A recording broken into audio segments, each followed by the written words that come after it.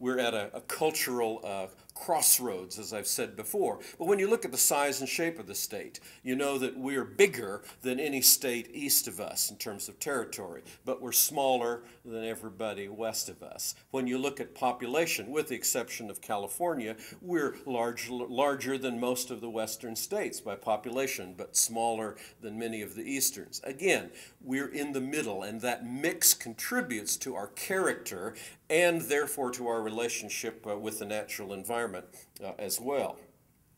Our experience of well-being tends to be tied to how the rest of the country is going. We may look at ourselves as having a tremendous diversity, and you think back historically, agriculture, mining, industry, education, medicine, insurance, retail, tourism. If you go historically to the present, we've been able to find a way to make a living that fits in with what the country needs and experiences. Again, economically, we've often been in the middle. Now, step back just a moment for a way that geographers look at our relationship with the land. Often we would say there is no natural environment, that the environment has been continually shaped by human interaction with non-human forces.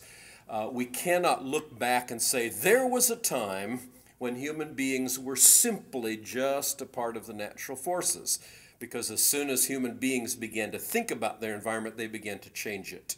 Whether it was the selection of species that they were going to harvest or the building of homes, everything human beings have done. I often say that to my geography students. Tell me a place on the planet that hasn't been touched by humans. And of course they start saying, well, the North Pole. I said, have you looked at the snow under the under the microscope and discover what's there but ingredients that we've put into the atmosphere with the Industrial Revolution? Even deeply embedded in glacial ice, you'll still find the evidence of what human beings have put into the air, or the deepest spots of the ocean. The most remote places, still because we've messed with the air and the water and the land, we have altered it. So we cannot go back to a time really in Missouri when we can say, well, there was no human landscape except when we go back before there were human beings. The Europeans modified the landscape perhaps with more degree of intensity than maybe the indigenous folks did. So it's a matter of degrees of modification. Now, geographers use the term cultural landscape to describe what human beings do to the surface of the earth, creating then for them a sense of place. And this gets back to what some of Dr. Keller was saying. We create meaning and purpose, occupation, out of our interaction with the natural environment. So we shape it so that we can maneuver and live and have our productivity, to get our identity and our meaning in that interaction between human and non-human elements of that which is around us. So if we step back for just a little bit and look at what was here before the Europeans, they did contribute to shifts and changes on the landscape. I know it's controversial, but some would say that because of advanced technology of tools, that humans did contribute probably to certain species depletion.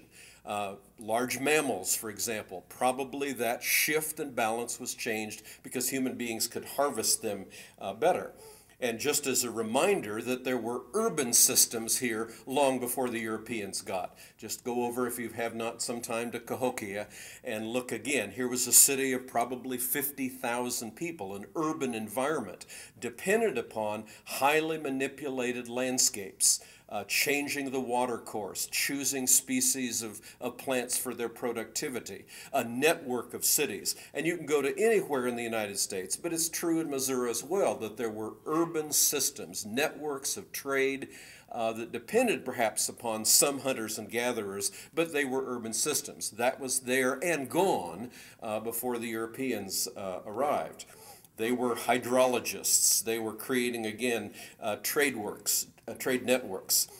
What we've experienced then just prior to the Europeans coming were probably more semi-nomadic, gathering and hunting, sedentary agriculture on the landscape, but still choosing which species they would promote, still altering, creating pathways and nodes. If you look at where the interstate highways are today, some of the major primary routes, you'll find that they were trade routes as well. I'm thinking of I-44. We now know that that was probably a major trade route, pre-European trade route that passed through that area. The streams were used as transportation routes as we do today. That we, in many ways, the Europeans stepped into one built environment and just replaced other objects, other species, other patterns, but superimposed it on an already built environment. Prairies, for example. We now know that Native Americans, pre-Europeans, were managing the prairies, selectively burning, wanting a certain mix of plants and animals that was best for their productivity. So when the Europeans arrived, they called it prairie, but it had been there, not knowing perhaps to them that it had been manipulated, highly manipulated by human occupation before. We also experienced changes in Missouri because of what we call relocation diffusion, that items of some other culture gets picked up, transplanted, and superimposed on the landscape. When the Germans, for example, began to come in waves in the 1830s and 40s and so on, they were initially selecting natural landscapes that seemed to be much like home. So when the folks were invited by the original real estate developers in Germany to come out and settle what's Hermann, it was a brochure saying, come here, this looks just like the Rhine, and you'll be fine, because you know that environment. Or when the Kentuckians and Tennesseans came to this area and settled in Howard County, they went to those areas because it looked like Kentucky and Tennessee. We know what to do with that. Cut the trees down and plant tobacco. We know how to do that land. It looks like it. So those cultures would be relocated and find places that seemed to fit best with them. In addition, Missouri experienced forced migration, which brought cultures in and out. The slave traffic, African slaves that were brought into Missouri, either through the Ohio corridors or up from the south out of the Caribbean, also bringing a cultural mix and shifting and changing things in Missouri as well. And the indigenous folk that had been forced out of the east, who came to Missouri, and then were forced out of Missouri on further west, they too, leaving behind their elements and pieces of their culture, shifting and changing the landscape as well. For example, if we look just prior to the major European environments, we notice several indigenous groups that occupied the area. Probably the largest in terms of territory at that time were the Osage, although linguistically were related to other groups like the Illini and like the Iowa. Other groups like Sacs, Fox, and Potawatomi were transplanted out of further east, forcibly moved over into this area. Other groups, perhaps remnants a bit of earlier cultures, squeezed a bit further to the east, to the southwest. Very little left of those folks for whom the state is named. Some of you know that story, right? It was the French who were guided by the Peoria, Algonquin-speaking people, and were told about those people that live over there. We call them the Imezerites, said the French, but that was the French version of what they heard the Peoria saying was describing who those people were. People of the big canoe, or people of the large wooden canoe, or people on the river with big canoes.